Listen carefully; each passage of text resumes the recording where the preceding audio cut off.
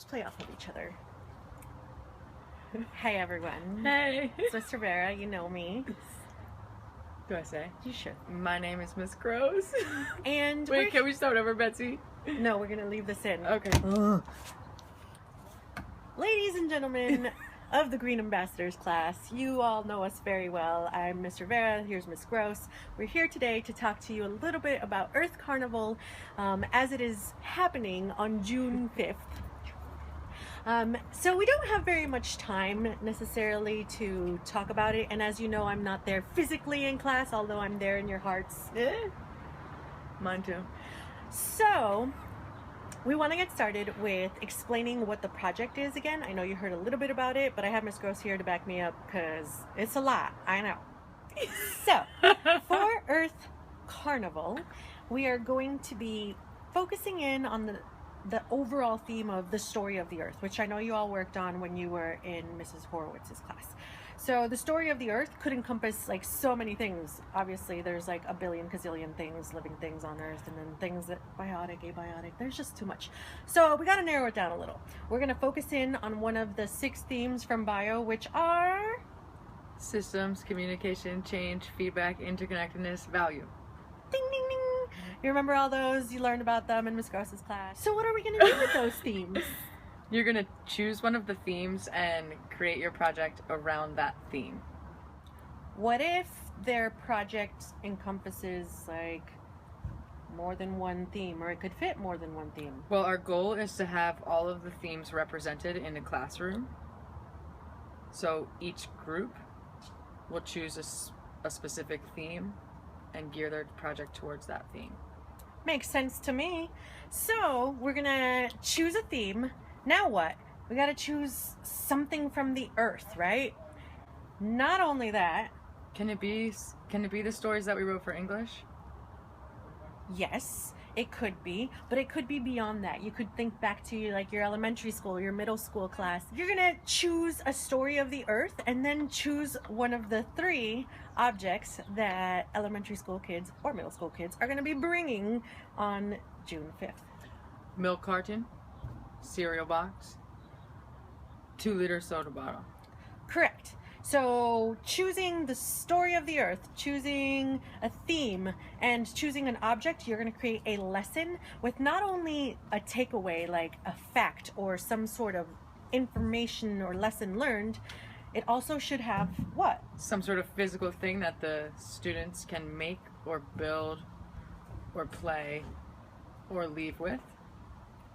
Examples to follow. Each of your lessons should be geared towards 3 age groups: K through 3, 4 through 6, and 7 through 8. Meaning that you should have a lesson plan that is developmentally appropriate for each of those age groups, prepared, because you don't know which age kids are going to come through your classroom. Could it be the same lesson?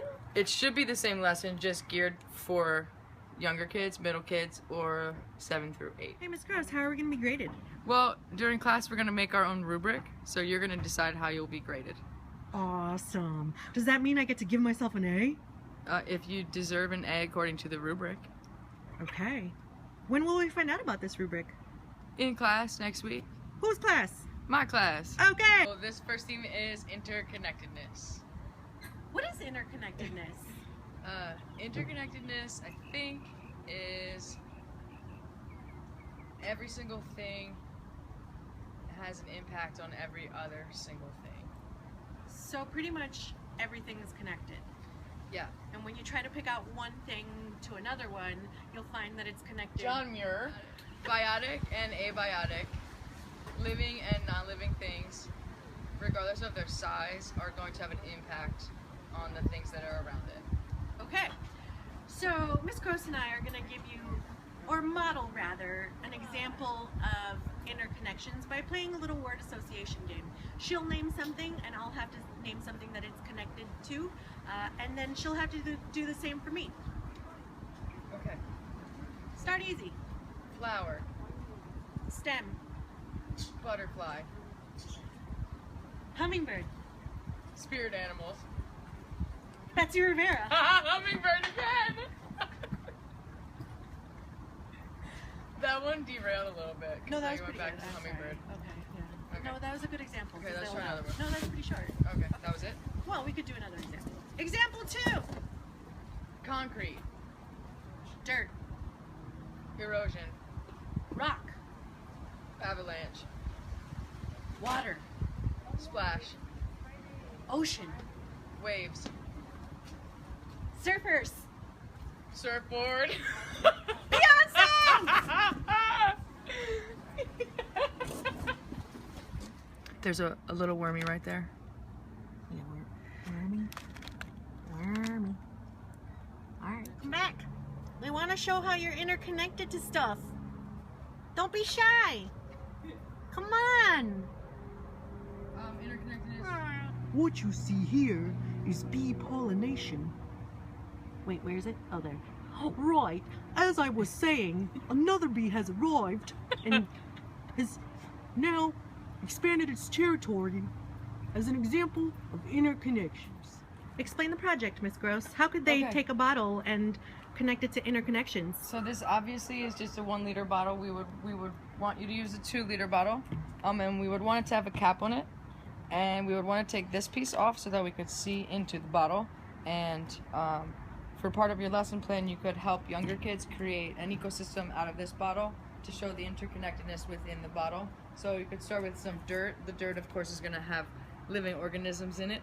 Then you could start with put some plants in the dirt. The plants, of course, will have insects on them probably, which we may or may not want to keep in the bottle. If there's If there's any questions, we'll follow up on Tuesday or Wednesday of next week. That's an example. This next theme is kind of self-explanatory. You guys have seen it in Miss Gross's class. You've heard it from Pac, and it's definitely something that we covered in intercession. So we're not going to necessarily explain it all that much.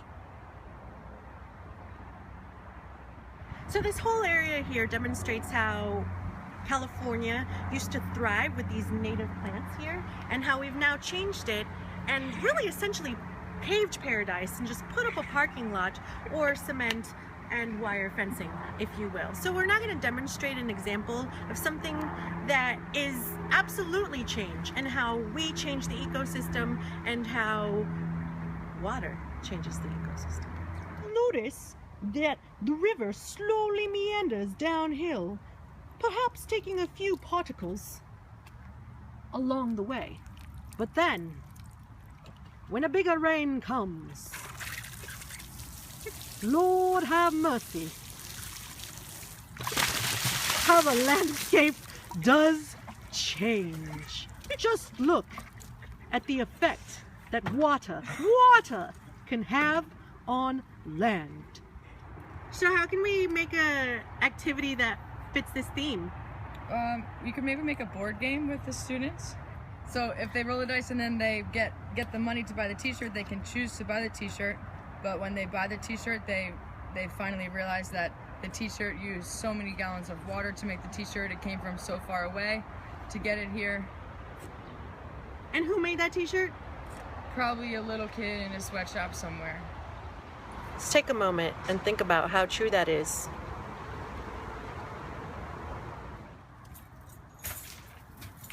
Our next theme is systems. System is a group of interconnected structures or pieces that work together to accomplish a common function. Our first example is going to be the cistern. So we couldn't get the water out of the cistern without this pump. We couldn't have this pump reach the water without this pipe. We couldn't have access to the water if we needed to without this, what's this called? Covering. We couldn't filter the water quite so well if there was not some sort of semi-permeable earth above the water. We could not collect the water if we did not have some sort of well, basin type giant rain barrel under the ground. So if we remove any piece of the system no longer functions properly, and every single structure within the system has a specific job.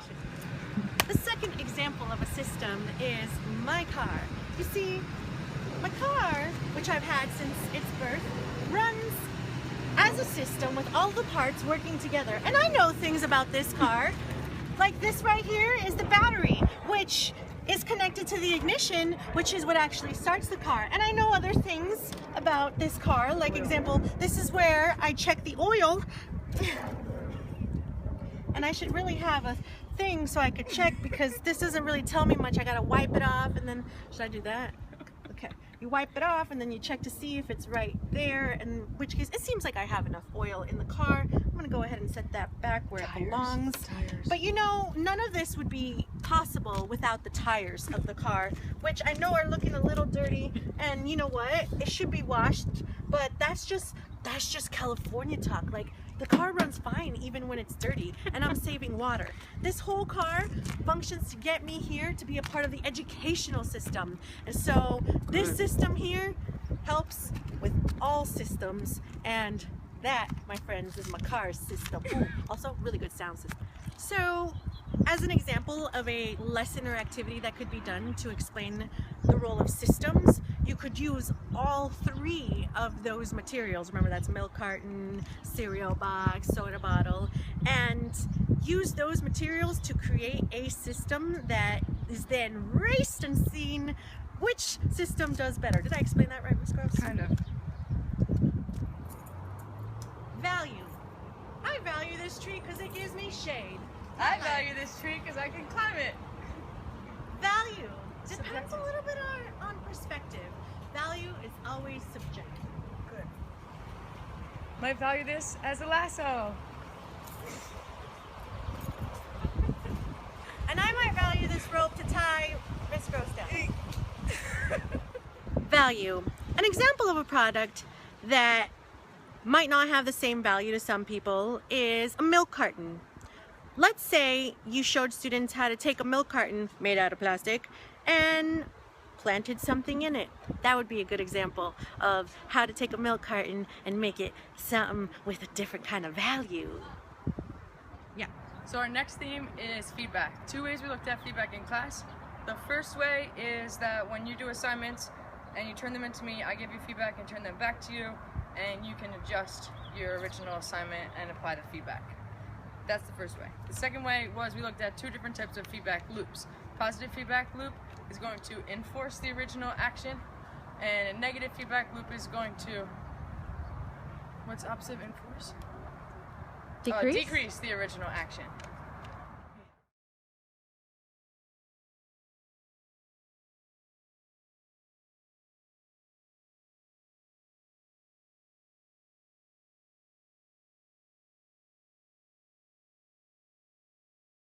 Perfect.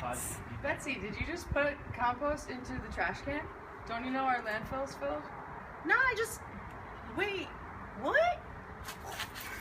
Oh, I guess I really shouldn't have done that. I'm gonna go get the pear out of the trash now and put it in the compost. Wow. What does that? Okay. So, for this project on feedback, do you remember the game Oh Dear? Did you guys play it in class? Last year, not this year. Oh my god. I think I've kind of sort of played it. There's like games where you can put a predator and the prey. So what if you took the cardboard containers, either cereal boxes or milk cartons, built animals out of them, and then played the game that way? Great idea, Bets. Thanks. Close. Oh. So, That was good communicating. so our last theme is communication, and communication can be verbal or non-verbal. It can also be written, sung, hand signals, body language, texting, social media, etc., etc., etc. So what if they took a cereal box and instead of promoting, I don't know, a tiger or something, they designed the back of it to show the truth about cereal? Like, what if they highlighted the main ingredient and everything, which was corn? Or they used the cereal box to communicate a message of sustainability? I'd like to read the back of a cereal box that had a specific message on it. Like the truth? Like the truth? Cool. There are lots of places that you could take this whole Earth Carnival sort of conundrum to. But we forgot the most important thing. What? You can't use any new materials. Oh, okay, yeah. So here's the caveat.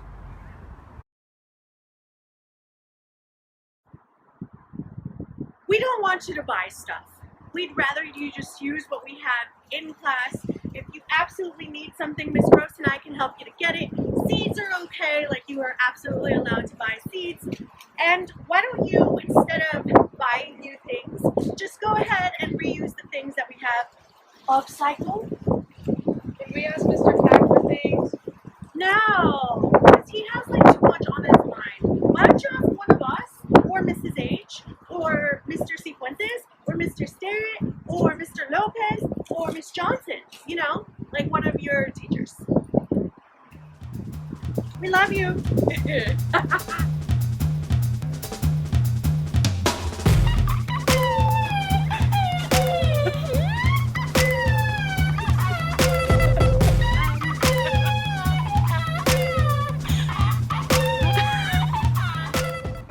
You're gonna fake slap me, I don't know. Okay. Before you slap me, ask me what I did. I personally really like Star Stories. I don't know about you, but that would be like my thing. Anyway, so I digress. Hold.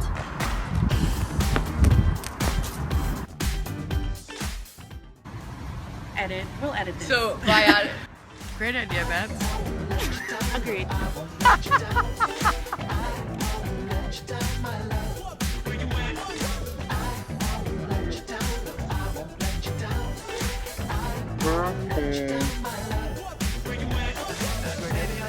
Okay. It's a low budget. Who, strangely enough, is from Yosemite. You might recall that I used to work there, but I digress. Thanks, Burn. Gross. Thanks, Beth. It all comes back to the outfit.